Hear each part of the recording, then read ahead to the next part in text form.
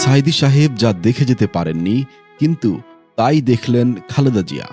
হাসপাতালের আইসিইউতে নিঃশব্দে শুয়ে আছেন তিনি। মনিটরের প্রতিটি বিট যেন দেশের প্রতিটি মানুষের হৃদয়ের স্পন্দনের সঙ্গে তাল মিলিয়ে বেজে উঠছে। তার এই অসুস্থতা দলমত ধর্মবর্ণের সব দেওয়াল ভেঙে এক করছে পুরো দেশকে। সবার একটাই প্রার্থনা, তিনি যেন সুস্থ হয়ে ওঠেন। মানুষের আর্তনাদ হাহাকার দেখে কখনো কখনো মনে হয় আজ শুধু বেগম খালেদা জিয়াই নয়, বরং পুরো বাংলাদেশটাই যেন আইসিইউতে শুয়ে আছে। তার নাম উচ্চারিত হলেই চোখের সামনে ভেসে ওঠে এক অসাধারণ দৃঢ়তার প্রতিচ্ছবি।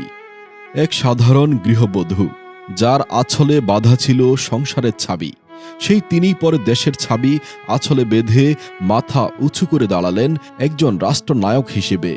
স্বামী হারানো এক নারীর কাঁধে যখন বিএনপির মতো বিশাল একটি দলের ভার তুলে দেওয়া হলো, তিনি ভেঙে পড়েননি, থেমেও যাননি। অভিভাবক তিনি হারালেও বিএনপিকে কখনো অভিভাবকহীন হতে দেননি। তার জীবন গাথা যেন আলো অন্ধকারের মিশেল, যেখানে অর্জনের চেয়ে হারানোর গল্পই বেশি ভারী। যৌবনে স্বামীহারা, সন্তানের মৃত্যু, যখন তিনি রাজনৈতিকভাবে কোণঠাসা, কারাগারে থাকার সময় মাকে হারিয়েছেন, আর মায়ের মতোই প্রিয় সন্তানের শেষ বিদায়ে পাশে থাকতে না পারা সিনেমার মতো দৃশ্য, কিন্তু বাস্তবে আরও নির্মম। তবুও তিনি ভেঙে পড়েননি, বরং আরও শক্ত হয়ে উঠেছেন। কারণ সংগ্রাম তার রক্তে, মানুষের প্রতি ভালোবাসা তার শিরায়। রাজনীতির মাঠে তাকে সরিয়ে দেওয়ার নানান ষড়যন্ত্র হয়েছে বহুবার, কখনো এরশাদের, কখনো ফখরুদ্দিন মঈনুদ্দিনের, কখনো শেখ হাসিনার শাসনের। তাকে পরামর্শ দেওয়া হয়েছে রাজনীতি ছাড়ুন, সন্তানদের নিয়ে দেশ ছাড়ুন, কিন্তু খালেদা জিয়া আপোস করেন না। তিনি হাল ছাড়েননি, মাথা নত করেননি। বিপর্যয় যতই এসেছে তিনি ততই দৃঢ় হয়েছেন। দেশের মানুষের পাশে দাঁড়াতে গিয়ে তিনি হারিয়েছেন অনেক কিছু, কিন্তু দেশের মানুষকেই স্বজন করে নিয়েছেন। যদিও কিছু মানুষ তাকে উপহাস করেছে 8 পাস প্রধানমন্ত্রী বলে, এমন কটূক্তিতে ব্যস্ত থেকেছে, কিন্তু তার দীর্ঘ সংগ্রাম, সিদ্ধান্ত এবং নেতৃত্ব প্রমাণ করেছেন তিনি আপোসহীন, তিনি অপরাজিতা।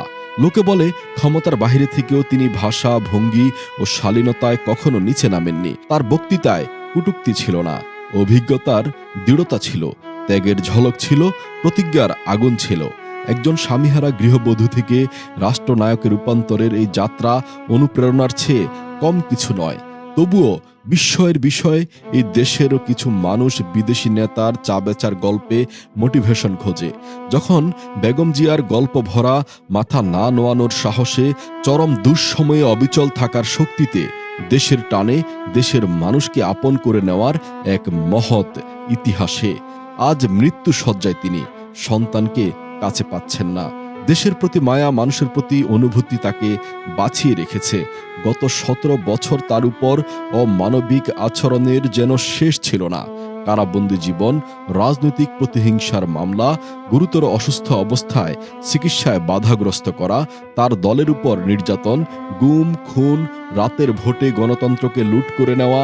অনেকে ভাবতেন এর মধ্য দিয়েই হয়তো তার জীবন শেষ হয়ে যাবে, কিন্তু কেউ কেউ বলেন সৃষ্টিকর্তার খেলা বড়ই অদ্ভুত। যাকে বাঁচিয়ে রাখেন তাকে কোনো না কোনো উদ্দেশ্যে বাঁচিয়ে রাখেন, কিন্তু কেউ কেউ বলেন সৃষ্টিকর্তার খেলা বড়ই অদ্ভুত, যাকে বাঁচিয়ে রাখেন তাকে কোনো না কোনো উদ্দেশ্যে বাঁচিয়ে রাখেন। আজ হাসিনা দেশ ছেড়ে পালিয়েছেন, আর খালেদা জিয়া ফিরে পেয়েছেন তার সম্মান। চাইলেই তিনি কটূক্তির ঝড় তুলতে পারতেন, কিন্তু করেননি, নীরব থেকেছেন। আর সেই নীরবতাই তাকে আরো মহিষী করে তুলেছে। আজ ঘরে ঘরে তার জন্য দোয়া, অগণিত মানুষের চোখের পানি, তার সুস্থতার প্রার্থনা। সাঈদী সাহেব শেষ দিন পর্যন্ত হাসিনার পতন দেখে যেতে পারলেন না। আরো অনেকেই পারেননি সেই দৃশ্যের সাক্ষী হতে, কিন্তু খালেদা জিয়া দেখলেন। কেউ কেউ বলেন এজন্যই স্রষ্টা তাকে বাঁচিয়ে রেখেছেন।